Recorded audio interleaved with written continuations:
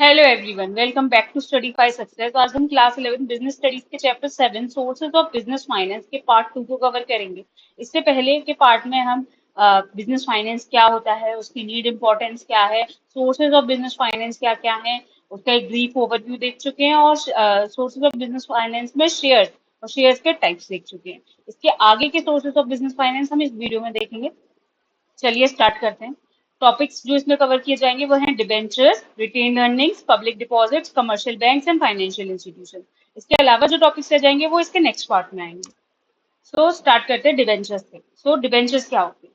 तो शेयर्स पढ़ चुके हैं। शेयर्स क्या होते हैं? शेयर्स कैपिटल में जो कंपनी की कैपिटल होती है वो छोटे छोटे पार्ट्स में डिवाइड होती है, उनको शेयर्स कहते हैं। और उनको इशू करके कंपनी कैपिटल लेती है, और जो भी जिनको भी इशू कर रही है, जो खरीद रहे हैं शेयर्स को, वो क्या बनते हैं?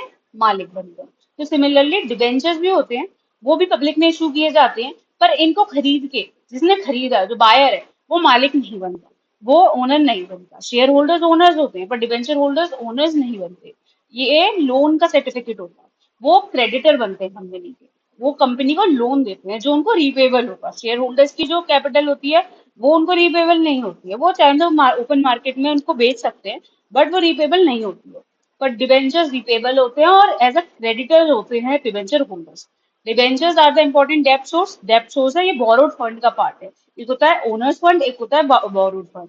ओनर्स फंड जैसे शेयर्स और रिटेन अर्निंग्स, वो भी देखेंगे हम। डिबेंचर है बोरोड फंड का पार्ट, बोरोड जो बोरो किया गया। Debentures are the important debt source. Debt source है, उधारी के सोर्स है फाइनेंस के, for raising long term finance. और इनसे लॉन्ग टर्म फाइनेंस रेज किया जाता है, मतलब साल 6 महीने के लिए नहीं इशू किए जाते, लॉन्ग टर्म पीरियड के लिए इशू किए जाते हैं। Debenture holders get fix rate of interest. Debenture holders को एक फिक्स रेट ऑफ इंटरेस्ट मिलती है उनके डिबेंचर्स पे। एक फिक्स रेट होती है इंटरेस्ट की, जितना अमाउंट उन्होंने दिया है उसका एक फिक्स रेट उनको मिलेगा। Interest is paid after every 6 month. Interest हर 6 महीने में या एक साल में पे किया जाता है। They are like creditors of the company. ये क्रेडिटर्स की तरह होते हैं, जो लोन दे। क्रेडिटर कौन होता है? जो लोन दे। तो डिबेंचर होल्डर्स भी क्रेडिटर्स की तरह होते हैं। अब टाइप्स ऑफ डिबेंचर्स होते हैं, ये इतने इंपॉर्टेंट नहीं है तो इसलिए इनके नाम ही है बस। Secured debentures, unsecured debentures. Secured debentures जिनको इशू करते वक्त कंपनी ने कुछ मॉर्गेज रखा। अनसिक्योर्ड जिसमें मॉर्गेज नहीं रखा। कन्वर्टेबल डिबेंचर्स ऐसे हैं जो शेयर में या फिर प्रेफरेंस शेयर में कन्वर्ट किए जा सकते हैं कुछ टाइम पीरियड के बाद। नॉन कन्वर्टेबल जो नहीं किए जा सकते। रिडीमेबल डिबेंचर्स जो एक पर्टिकुलर टाइम के बाद रिडीम हो जाएंगे, मतलब जो कंपनी है वो इनका अमाउंट रीपे कर देगी, ये रिडीमेबल है। रजिस्टर्ड जिनका एक प्रॉपर रजिस्टर मेंटेन हो, वो रजिस्टर किए जाएं डिवेंचर होल्डर्स, वो रजिस्टर। मेरिट्स और डीमेरिट्स क्या है डिवेंचर्स को इशू करने की कंपनी के लिए? ये इन्वेस्टमेंट सेफ होती है, जो इन्वेस्टर्स है उनके लिए सेफ होती है। शेयर्स में थोड़ा रिस्क होता है कि कंपनी लॉस में चली गई तो उनको कुछ नहीं मिलेगा, पर डिवेंचर्स में एक फिक्स रेट ऑफ इंटरेस्ट है, एक फिक्स इनकम आनी आनी है। तो डिवेंचर्स एक इन्वेस्ट फॉर इन्वेस्टर्स एक सेफ ऑप्शन है।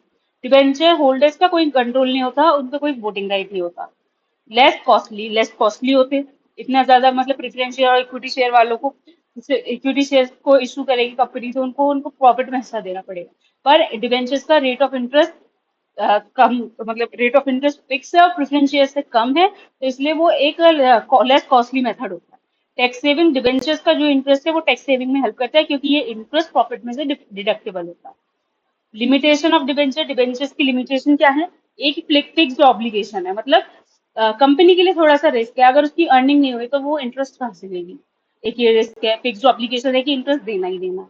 दूसरा ये कि डिबेंचर्स पे डिबेंचर्स का अमाउंट कुछ टाइम के बाद, जो भी टाइम है उसके बाद पे करना ही करना है, तो एक फिक्स्ड ऑब्लिगेशन है। एसेट्स पे चार्ज है इनका, मतलब अब कंपनी डिबेंचर्स, सिक्योर डिबेंचर्स जो इशू करती है वो मॉर्गेज रख के इशू करती है एसेट्स को।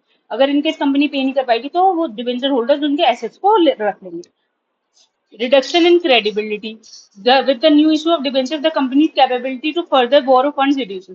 जैसे डिबेंचर इशू करती है तो कंपनी और फंड्स को बोरो करने की जो कैपेबिलिटी होती है वो उसकी कम हो जाती है, तो ये लिमिटेशन है डिबेंचर्स। अब देखते हैं डिबेंचर्स और शेयर्स के बीच में डिफरेंस क्या है। नेचर, शेयर का नेचर कैपिटल नेचर के, और डिबेंचर लोन के नेचर। रिटर्न, शेयर्स पे डिविडेंड मिलता है और डिबेंचर्स पे इंटरेस्ट मिलता है। वोटिंग राइट, शेयर होल्डर्स के पास वोटिंग राइट होते हैं और डिबेंचर होल्डर के पास नहीं होते। होल्डर ओनर को शेयर होल्डर कहते हैं और डिबेंचर्स क्रेडिटर है। टाइप्स, 2 टाइप्स की शेयर होते हैं, इक्विटी शेयर और प्रेफरेंस शेयर, और डिबेंचर्स के टाइप 2 से ज्यादा भी होते हैं। सिक्योरिटी, कोई सिक्योरिटी नहीं रखी जाती शेयर्स के बदले, और डिबेंचर्स के बदले कुछ ना कुछ एसेट्स कंपनी के मोर्गेज रखे जाते हैं। ये हो गए डिबेंचर्स। डिबेंचर्स क्या है? बोरोड फंड का पार्ट है। शेयर्स क्या है? ओनर्स फंड का पार्ट है। अब नेक्स्ट है रिटेन्ड अर्निंग। रिटेन्ड अर्निंग भी ओनर्स फंड का पार्ट है। रिटेन्ड अर्निंग जैसे आप ऐसे समझिए, कुछ प्रॉफिट हुआ, कंपनी डिविडेंड को बांट रही है, डिविडेंड उसने अपने शेयर होल्डर्स को बांट दिया, पर कुछ प्रॉफिट उसने अपने पास रख लिया कि हमें आगे यूज में आ सकता है, आगे जरूरत पड़ सकती है, सारा प्रॉफिट हमें नहीं बांटना चाहिए। तो यही होती है रिटेन्ड अर्निंग। जैसे कि आपके पापा की इनकम होती है, मतलब पापा को सैलरी वगैरह मिलती है, पापा खर्च करते हैं उसमें से, पर कुछ अमाउंट ऐसा होता है उसको सेव करके रखते हैं, उसको रिटेन करके रखते हैं। वो भी एक रिटेन अर्निंग की तरह ही है। उस अर्निंग को सेव करके रखते हैं कि ये अभी हमें खर्च नहीं करनी है, आगे जरूरत पड़ सकती है। तो सिमिलरली कंपनी भी कुछ अमाउंट प्रॉफिट का रिटेन करके रखती है कि आगे हमें कुछ एक्सपेंशन के लिए, ग्रोथ के लिए, किसी भी चीज के लिए जरूरत पड़ सकती है। तो वो प्रॉफिट बांटा नहीं जाता शेयर होल्डर्स में, शेयर होल्डर्स को नहीं दिया जाता, company as for future use उसको रख लेती है। A portion of company's net profit after tax and dividend, ये पोर्शन होता है टैक्स और डिविडेंड देने के बाद जो बच गया लास्ट में प्रॉफिट का हिस्सा, वो है retain earning, which is not distributed but are retain for the reinvestment purpose, is called retain earnings. This is also called sources of self financing. ये सेल्फ फाइनेंस का सोर्स भी है, ये ओनर्स फंड भी है और self financing भी है। पर जो जैसे कि आपके घर में जो अमाउंट ऑलरेडी सेव्ड करके रखा है, तो वो सेल्फ फाइनेंसिंग ही तो है। उस अमाउंट को यूज करेंगे पहले आप, फिर लोन लेंगे, तो ये सेल्फ फाइनेंसिंग कर ली, फिर उसके बाद आपने बाहर से फाइनेंसिंग करवाई। एग्जाम्पल है, for example x limited has total capital of 50 lakh. 50 lakh की टोटल कैपिटल थी, जिसमें 10% डेप्थ थी, 2 लाख, 10% डेप्थ थी 2 लाख की, 8% प्रेफरेंस शेयर थे 10 लाख के, और इक्विटी शेयर थे 20 लाख के। टैक्स रेट थी 40%। Companies written on total capital is 20%। इसमें सबको डिडक्ट करने के बाद जो अमाउंट बचेगा वो रिटेन अर्निंग। रिटेन अर्निंग की मेरिट्स क्या है? कोई कॉस्ट नहीं है, सेल्फ फाइनेंसिंग का सोर्स है, इसमें ना इंटरेस्ट देना, ना डिविडेंड देना, ना कुछ एडवर्टाइजमेंट करना, ना प्रोस्पेक्टस इशू करना, कोई कॉस्ट नहीं लगती कंपनी की, क्योंकि वो अपना पैसा। No charge on asset, asset पे भी कोई चार्ज नहीं होता। ग्रोथ और एक्सपेंशन हो जाता है पॉसिबिलिटी इसकी बढ़ जाती है। डिमेरिट्स, अनसर्टेन सोर्स है, कभी प्रॉफिट इतना हुआ कि रिटेन कर पाया, कभी नहीं हुआ, तो ये सर्टेनिटी नहीं है सोर्स की। डिससेटिस्फेक्शन अमंग शेयर होल्डर्स के बीच डिससेटिस्फेक्शन रहता है। जो रिटेन प्रॉफिट रख लिया जाता है उसे डिससेटिस्फेक्शन बनता है, क्योंकि शेयर होल्डर्स को उसकी वजह से डिविडेंड कम मिलता है, उनको चाहिए कि हमें डिविडेंड ज्यादा दो। ये हो गई हमारी रिटेन अर्निंग। रिटेन अर्निंग के अलावा एक और सोर्स है पब्लिक डिपॉजिट्स। पब्लिक डिपॉजिट्स क्या होते हैं? The deposits that are raised by company direct from the public. ऐसे डिपॉजिट जो कंपनी डायरेक्टली पब्लिक से लेती है, उनको पब्लिक डिपॉजिट्स कहते हैं। The rate of interest offered on public deposits are higher than the rate of interest on bank deposits. जो bank deposits होते हैं उनसे ज्यादा रेट मिलती है पब्लिक डिपॉजिट पर। This is regulated by RBI and can not exceed 25% of the share capital and reserve. As public deposits, कोई भी कंपनी 25% अपनी शेयर कैपिटल के और रिजर्व के 25% से ज्यादा नहीं ले सकती।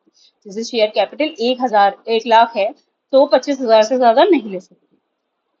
इसके मेरिट्स में कोई एसेट्स पे इनका भी चार्ज नहीं होता, मतलब उनके इनसे पब्लिक डिपॉजिट्स के बदले कोई भी एसेट मॉर्गेज रखने की जरूरत नहीं है।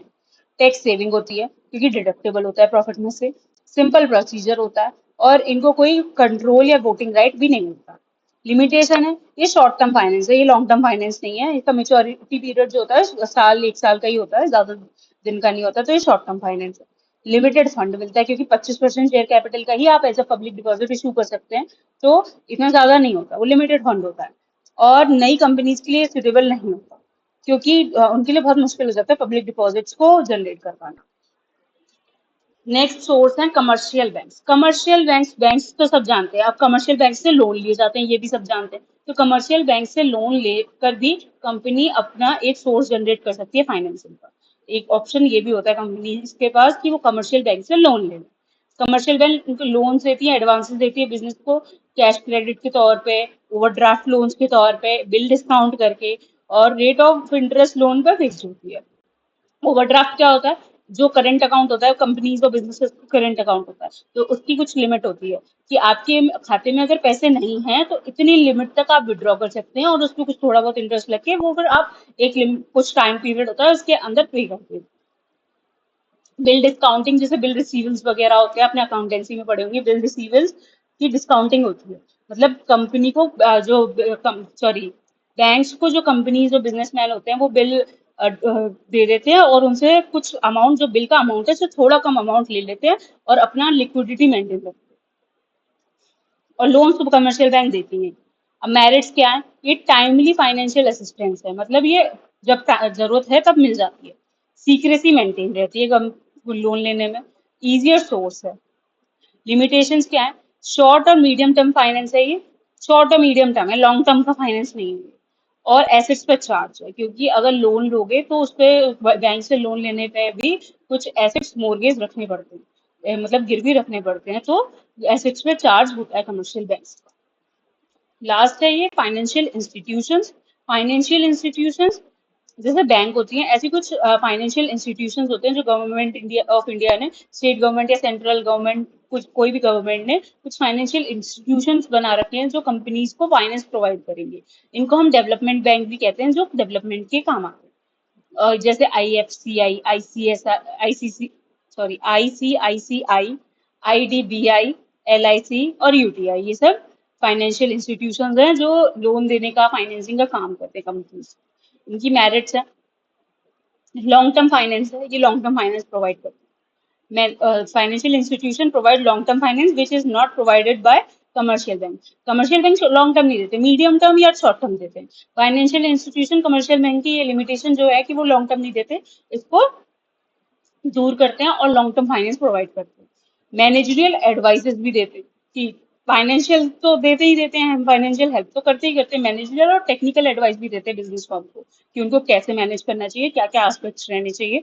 तो एक एडवाइजरी बॉडी की तरह भी काम करते हैं फाइनेंशियल इंस्टीट्यूशन। इजी इंस्टॉलमेंट्स होती हैं, लोन इजी इंस्टॉलमेंट्स में दिया जाता है। It does not prove to be much of a burden on business. ये एक बर्डन की तरह नहीं होता बिजनेस पे, क्योंकि इंस्टॉलमेंट्स में पे कर सकते, तो वो बर्डन की तरह नहीं होता। इजी अवेलेबिलिटी, अवेलेबिलिटी इजी है। so funds are made available even during periods of depression। Depression का टाइम जो चलता है, मतलब महंगाई का, और बहुत ज्यादा महंगाई है, डिप्रेशन का पीरियड है, उस पीरियड में भी फंड्स अवेलेबल हो जाते हैं फाइनेंशियल इंस्टीट्यूशन से। लिमिटेशंस क्या है, टाइम कंज्यूमिंग प्रोसेस है, इसका प्रोसीजर थोड़ा लंबा होता है। The procedure for granting loan is time consuming due to rigid criteria and many formalities। rigid criterias हैं और formalities बहुत ज्यादा हैं, तो इस वजह से लोन मिलने का जो प्रोसीजर है वो काफी टाइम ले लेता है। रेस्ट्रिक्शंस होती हैं, financial institutions place restriction on the companies board of directors. अब फाइनेंशियल इंस्टीट्यूशंस अगर लोन देते हैं तो कंपनी के बोर्ड ऑफ डायरेक्टर्स पे बहुत सारी रेस्ट्रिक्शंस भी लगा देते हैं, तो वो भी एक लिमिटेशन है। इसी के साथ आज का अच्छी वीडियो खत्म होती है। इसके बाद इंटरनेशनल सोर्सेज रह गए, वो हम इस लेक्चर के नेक्स्ट पार्ट में, पार्ट 3 में कवर करेंगे। आई होप आपको समझ आया होगा। इस वीडियो की जो PDF है आपको स्टडीफाई सक्सेस की एप्लीकेशन में मिल जाएगी, लिंक आपको डिस्क्रिप्शन में दिया हुआ है।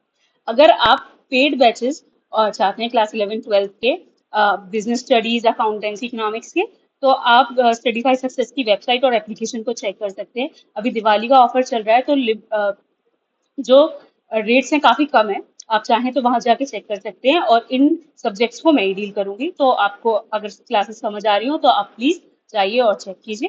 Thank you and have a nice day.